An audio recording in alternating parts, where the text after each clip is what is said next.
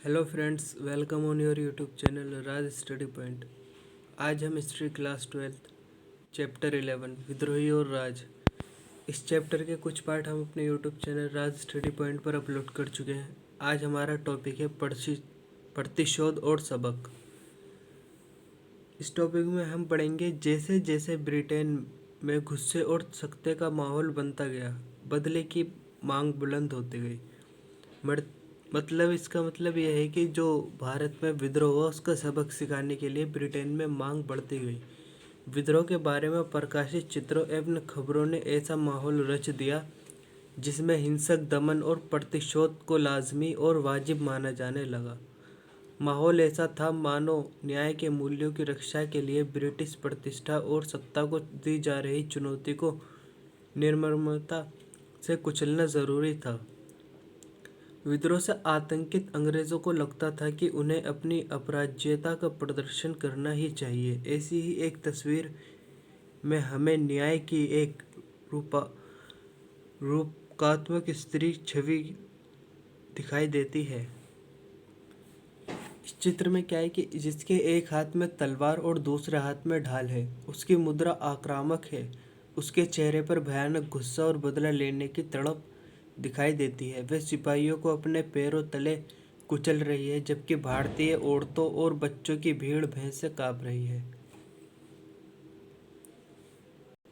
इस चित्र में आप देख सकते हैं कि यह न्याय की देवी भारतीय सिपाहियों को जिन्होंने विद्रोह किया है उन्हें अपने पैरों तले रौंद रही हैं। इस चित्र का नाम है जस्टिस। ये एग्जाम में पूछ लिया जाता है तो इसे आप याद कर लेना। दया के लिए कोई जगह नहीं, मतलब कि इस टॉपिक का मतलब है कि जो दया है उसके लिए कोई जगह नहीं। जब प्रतिशोध के लिए ही शोर मच रहा हो, ऐसे समय पर नर्म सुझाव मजाक का पात्र बनकर ही रह जाते हैं। जब गवर्नर जनरल कैनिंग ने ऐलान किया कि नरमी और दया भाव से सिपाहियों की वफादारी हासिल करने में मदद मिलेगी, तो ब्रिटिश प्रेस में उसका मजाक उड़ाया गया। हास्यपरक व्यंग्य की ब्रिटिश पत्रिका पंच जो ये ब्रिटिश पत्रिका थी, तो इसके पन्नों में प्रकाशित एक कार्टून में कैनिंग को एक भव्य नेक बुजुर्ग के रूप में दर्शाया गया।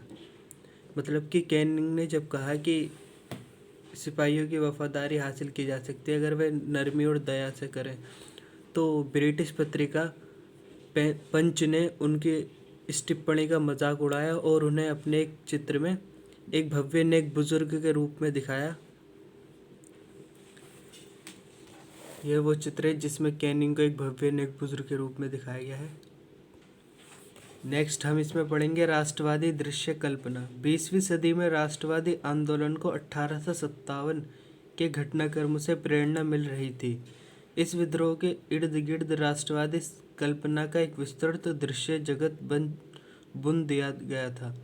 इसको प्रथम स्वतंत्रता संग्राम के रूप में याद किया जाता था, जिसमें देश के हर तबके के लोगों ने साम्राज्यवादी शासन के खिलाफ मिलकर लड़ाई लड़ी।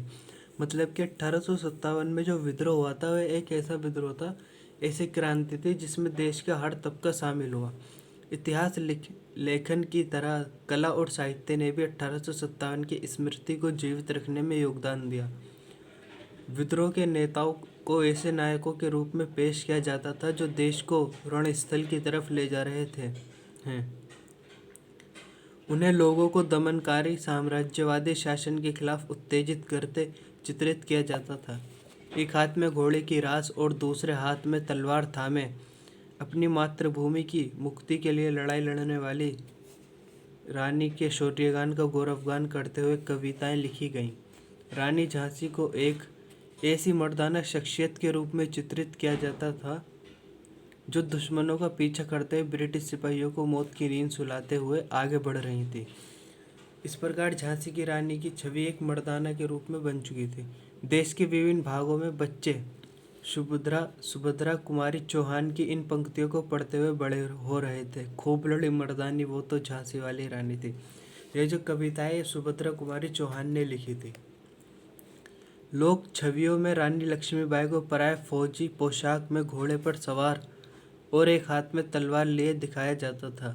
लोक छवियाँ जो होती थी उनमें रानी लक्ष्मीबाई को मर्दानी पोशाक में फौजी वाली जो पोशाक होती है वो पहने हुए दिखाया जाता था और वे एक घोड़े पर सवार होती थी। उनके एक हाथ में तलवार हमेशा दिखाई जाती थी। इन तस्वीरों से पता चलता है कि उन्हें बनाने वाले चित्रकार इन घटनाओं को कैसे देखते थे।